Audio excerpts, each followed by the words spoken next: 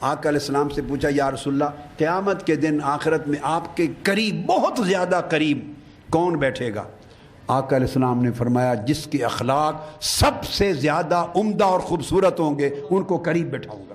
کسی کا مذہبی جماعتوں سے جدا جدا تعلق ہوتا ہے، کئی مختلف پیروں اور مشائخ کے مرید ہوتے ہیں، کئی مختلف مذہبی حلقوں کے الگ ان کے مرکز مسجدیں، یہ کوئی الگ برادریوں سے تعلق رکھتے ہیں، کوئی الگ علاقوں سے تعلق رکھتے ہیں، طرح طرح کی شناختیں ہوتی ہیں۔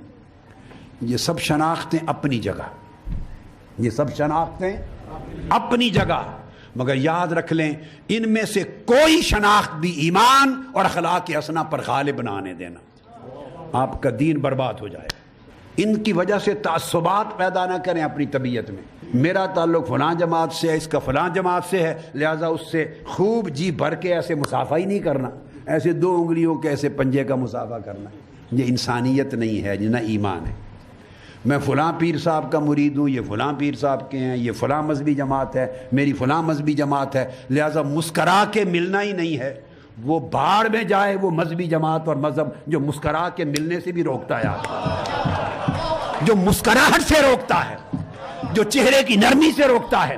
کس دین کی تبلیغ کرتے ہیں؟ کیا یہ دین ہے جو آپس میں ایک دوسرے سے مسکراس کے ملنے نہیں دیتا آپ کو؟ اس کا مطلب ہے دین کی ہوا ہی نہیں لگی آپ کو۔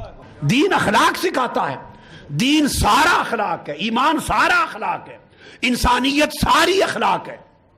یہ جماعت، یہ مسلک، یہ عقیدہ، یہ سلسلہ، یہ مذہب، یہ مرکز، یہ مسجدیں، یہ سب شناختیں آپ کی اللہ سلامت رکھے، ان میں برائی نہیں۔ برائی تب آتی ہے جب وہ آپ کے چہرے کی مسکراہٹ چھین لیتی ہیں، ایک دوسرے کے ساتھ پیار محبت اور لطف چھین لیتی ہیں۔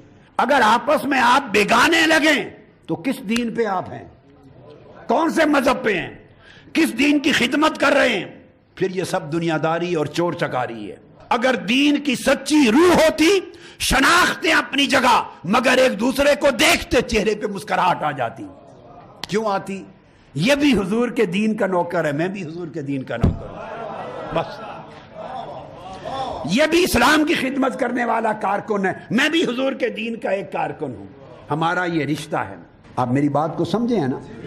یعنی ایمان بڑی نسبت کا نام ہے، ساری نسبتیں پہچانے اس کے نیچے دب جائیں، پھر دین پر ہیں۔ تو آپس میں پیار پیدا کرو، الفت پیدا کرو، محبت پیدا کرو آپس میں، یہ پیدا ہوگی تو اللہ کے کرم ہوں گے۔